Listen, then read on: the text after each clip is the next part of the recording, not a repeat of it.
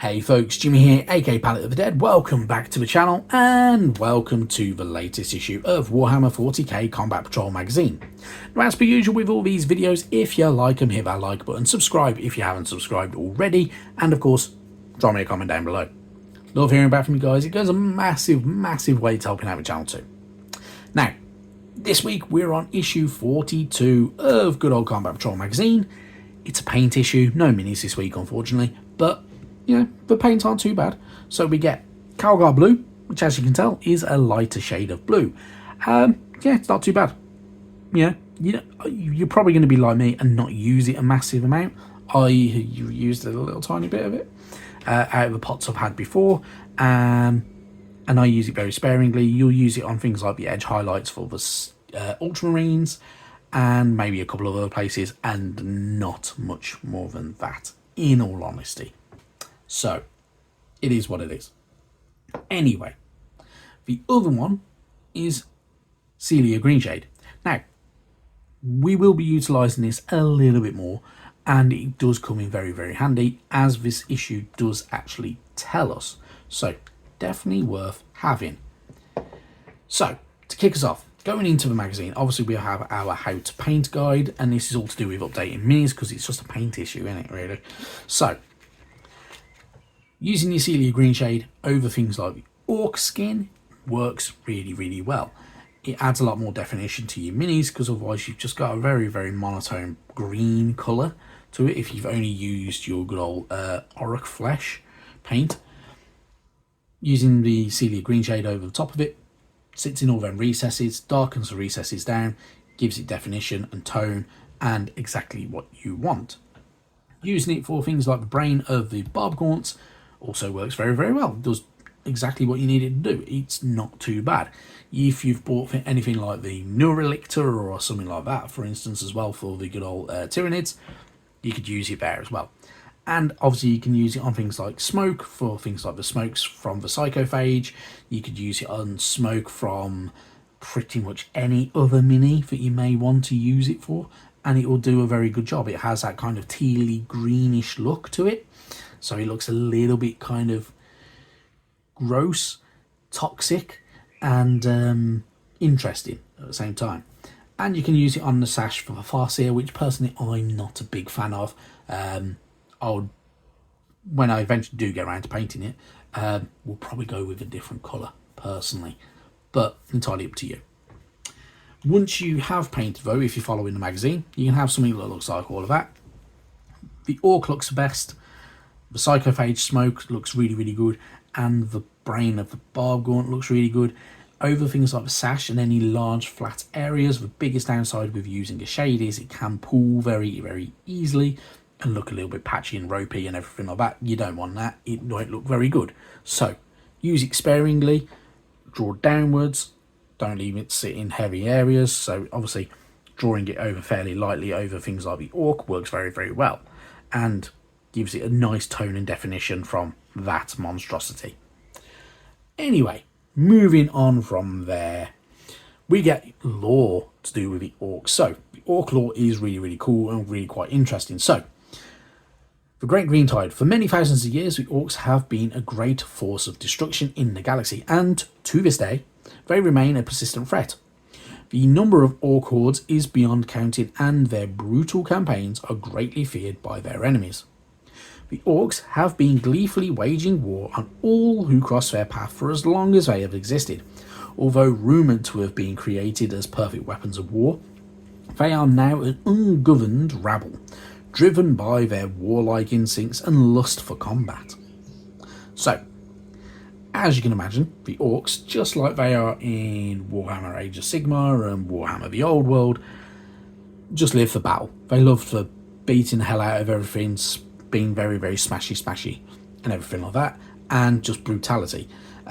Whether they're fighting against other Orcs, whether they're fighting against Space Marines, Eldar, or Eldari if you want to call them Eldari, Tyranids if they're, I don't know, beating the hell out of Stormcast in the Age of Sigmar, or the Empire of Man in good old the Old World. The Orcs are very warlike in all different Warhammer universes. So pretty cool, pretty good information as well. Then we're going to go on. So they are brutal, they are cunning, so they do have a little bit of that, a bit of a good old Gork and Mork in there, which is the twin-headed god of the good old orcs. They are refined as well, so they are a refined culture of just basically living for war. That is exactly what they live for. They don't really do anything else. They just love to fight.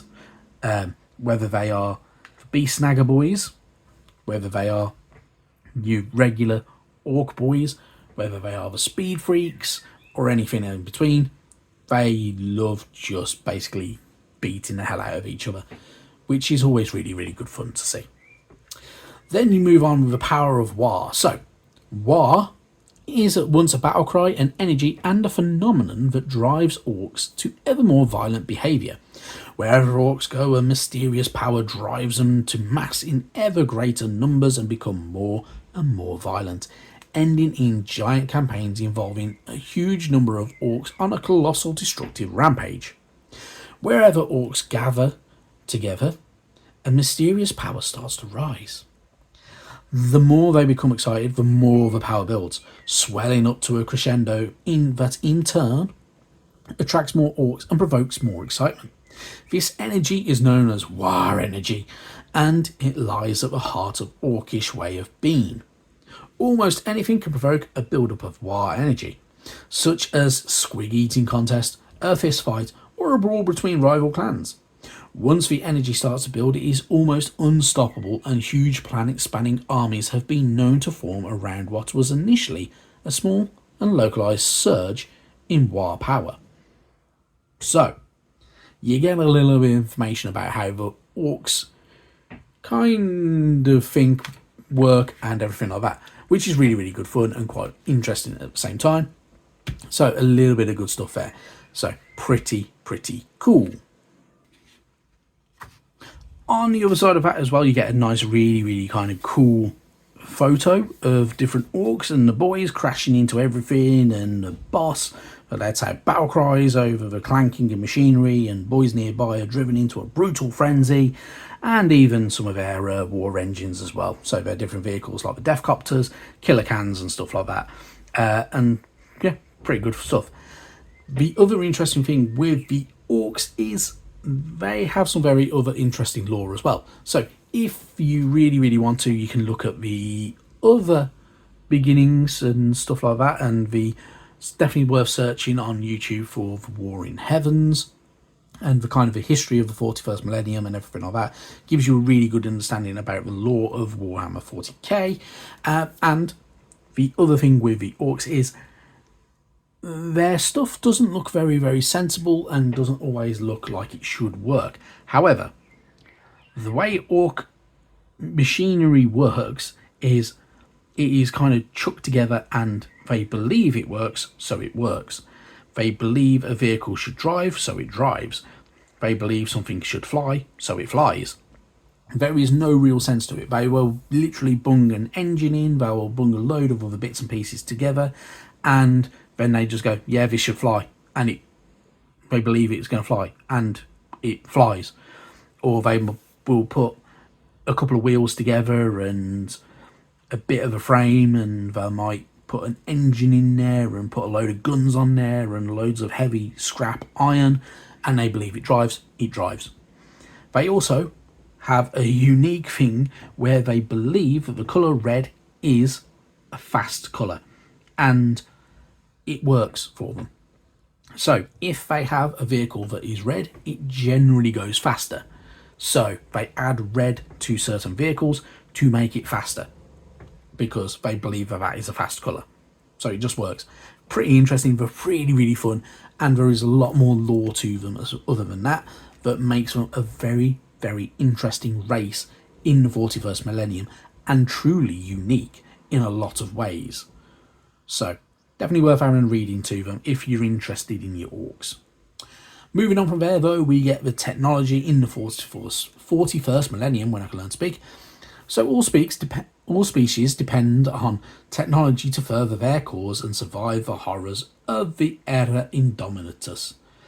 But All have taken different approaches to developing and deploying the transport arms and armour that serve them in war.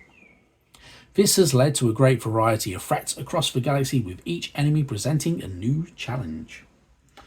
Of all the many different approaches of technology, not one has yet proved dominant or decisive. The Orcs' technology may be improvised and ramshackle, but it is no less deadly for it, and the Orcs have shown that they can construct machines to accomplish many great things, even with limited resources. The Leagues of Votann take the opposite approach, relying on a meticulous manufacturing of powerful and advanced technology. Between and beyond these two doctrines, the diverse species of the galaxy bring a characteristic approach to their choice of arms. So, you get a little bit of information about the different arms and armory of the good old 41st millennium. So the Imperial technology, utilised mostly by the Adeptus Mechanicus, who bring a lot of it together, and, you know, pushing for new things can be seen as heretical. Utilising other weapons and technologies can be seen as heretical and everything like that, because, yeah, it is. And they strive to preserve ancient arms and armour, to keep secret knowledge to its construction and workings. Then you've got things like the high-tech Xenos of, say for instance, the Necrons, who use this living metal and such like that, and use very, very cool weaponry, and are a little bit more sinister. The Tau also utilise some very, very high-tech weapons. However, they do have some low-tech buddies in the shape of a crew who use some very low-tech rifles and blades and some beasts and such like that. And then there is obviously the biotechnology of the Tyranids, which is strange, because a lot of their technology isn't technology itself, it's actually parasites and stuff like that may have grafted onto bigger Tyranids, and it's been bred and evolved to kind of work the way it does. Pretty cool, pretty interesting, bit different. Moving on from there though, we get another section to Bonds of Honour. So the ongoing story throughout the good old Combat Patrol magazines. Part 10, I must admit, I don't think I've read part 8 and 9 yet. So I will eventually get around to this, because who doesn't love a bit of story time in the 41st millennium? Yeah. Going on from there though, we have more rules. So there are many, many different fields of battle that you can utilise within the 41st millennium, so whether you're going for different ones, it is entirely up to you. You can utilise big battles, you can utilise small battles. Each one has different rules, so there is an approximate size that you should really be utilising together if you're using battle zones. Different terrain as well, so if you are going to want some terrain and you need some bits and pieces for it, so for instance if you didn't collect Imperial magazine or Conquest, you may not have a lot of bits and pieces to use. If you need to buy some and you got the spare coin, obviously go onto the Hatship Partworks website, you get all that for 80 quid. So you get the Allspec Shrine, Vox Antenna, Stockade, a landing pad, 2 hab bunkers. Yeah, pretty cool. So it's worth it. It's about £200 worth of kit for 80 quid, which is pretty good. You just have to order it directly from them. You're not going to get it for free with a magazine.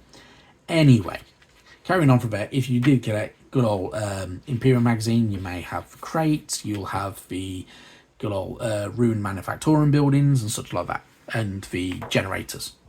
You can get other bits and pieces though if you really, really wanted to. You can get other buildings, you can get bigger buildings, you can get smaller buildings, you can get some specific, like, more kind of hive style structures and more. So it's worth having a look. If you want to buy some, you can. If you don't want to buy some, you don't have to.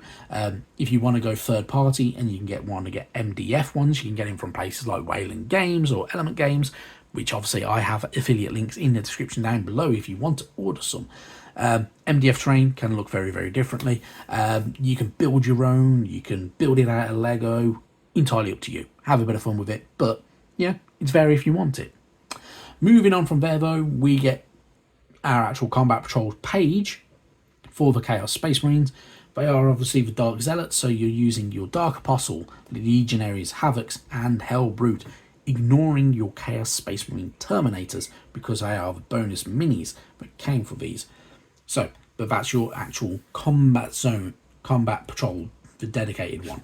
So, you're not really kind of meant to tinker with them because they are designed to be very, very balanced. Oh, well, fairly balanced anyway. Moving on from there though, we also have some good old missions. So we get core mission number 4, which is Scorched Earth.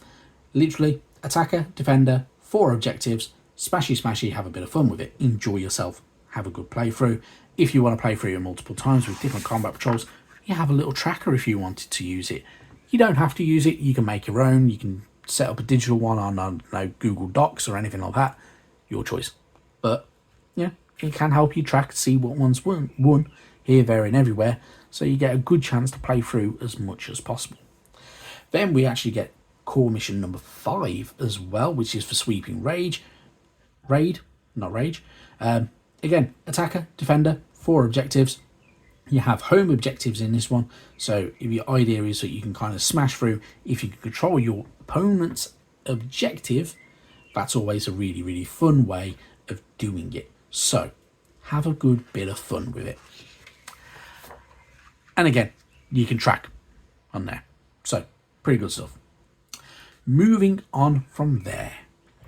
Next week, it's not a paint issue, it's a minis issue. We get 10 Orc Boys. So this is pretty cool. So 1 issue, 10 minis. That's far better than the way that they've been doing it with, you know, they would have split it up or anything daft like that. Having them all in one is far better and much, much more approved by myself and many others. If you want extra copies of good old issue 43, Forbidden Planet, you can order them there, you can pre-order it. I have an affiliate link down below, funny enough, that will take you directly through to the Warhammer 40k Combat Patrol section on there, so you can pre-order some issues if you really, really wanted to. Don't forget you do have to pay postage and packaging.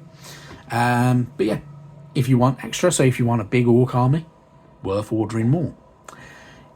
If not though, you can wait and just get them. If you need to want to see what's coming in with week 44 though, obviously we get some paints. We're going to get Administratum Grey, pretty decent, it's fairly decent light grey paint. And we get Astro Granite. Astro Granite is a texture paint, which is why we also get a texture spreader tool as well, which is one of these bad boys. So this is a medium texture spreader. In all honesty, I've never seen a small one. I've never seen a large one from good old GW. But you have 2 slightly flexible ends, and these are designed for putting your texture paints down. Because in all honesty, if you pick it up with a brush, you are going to ruin that brush, because as you can imagine, it's a texture paint. It has a bit of texture to it. So Astro Granite has all these little bits of essentially sand inside it, which will clog up your brush and split all the bristles and the brush head and everything like that. So texture spreaders are your friend. So you have one larger area, so you can cover large areas in one go, and you have one fine end which can get into all the little nooks and crannies. Pretty cool stuff. And then obviously you can dry brush over with either Administratum Grey if you wanted to, or you know, just go different colours. You don't have to stick with Astro Granite. You can get Sterling Mud, you can get good old Grellan Earth, and there are others, and then you can get third party ones. So like good old the diorama effects that you can get from Vallejo and Woodland Scenics and stuff like that. Or you can just use sand. You can get modelling sand from places. You can get the Geek Gaming Scenics and not everything like that. So yeah, your choice. Anyway, that's more than enough from me. Thank you so much for watching, and yeah, I'll see you sometime soon. Bye bye now.